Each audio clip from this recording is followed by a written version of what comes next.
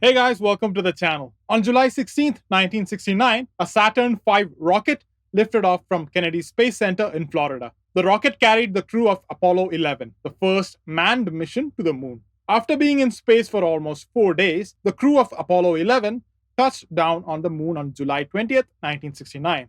This marked a historic moment for mankind. Along with the crew, the lunar module also carried equipment that would be used to conduct experiments on the moon's surface. One of the experiments was with a special type of mirror called a retroreflector. Before we just jump straight into the topic, let's talk a little bit on how a normal mirror works. It's pretty straightforward. You shine a light at a certain angle, and the mirror reflects that light based on the incidence angle. So when light from the Earth is directed at the moon, it will get deflected in another direction based on the angle of incidence, and the chances of it returning back to the Earth are negligible. To solve this problem, they used a special type of mirror called retroreflectors. Retroreflectors work on the principle of multiple reflections. This can be demonstrated with a very simple example. Let's say you're facing a mirror. You're able to look at objects in front of you, behind you, and also besides you. This is because the light from the objects on the mirror reflects to your eyes. Now, we have two mirrors placed at 90 degrees to each other. When you look at the point where the two mirrors join, we'll be able to see our own reflection irrespective of the viewing angle. But even this has a small problem. If the viewer is not in a true return path to the reflection,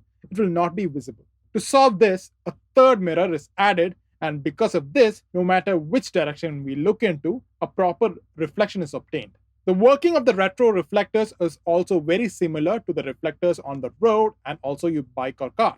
If you've taken a close look at them, you'll notice that they are made up of a bunch of corner reflectors placed together. But they're imperfect, and this is on purpose, because a high precision corner reflector will reflect light to your car or bike headlights instead of your eyes. The retroreflectors on the moon are also very similar, except that they are made up of a bunch of very high precision corner reflectors. So when a laser beam is directed on them, they reflect it back to the source without unnecessary divergence. Good. Now that we know how the extremely high precision space mirror works, back to the original question.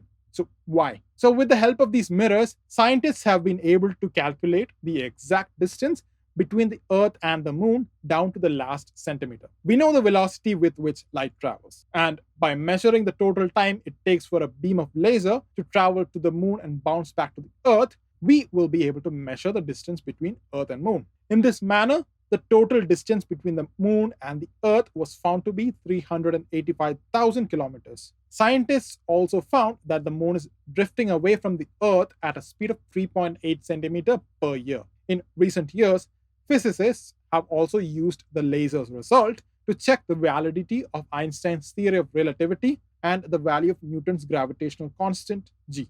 There are currently 5 retroreflectors on the surface of the moon, 3 from Apollo space missions of USA and 2 from Soviet lunar rovers. Well, that's it guys. Hope you've enjoyed the video and most importantly learned something. We'll meet again in the next one. Until then, bye.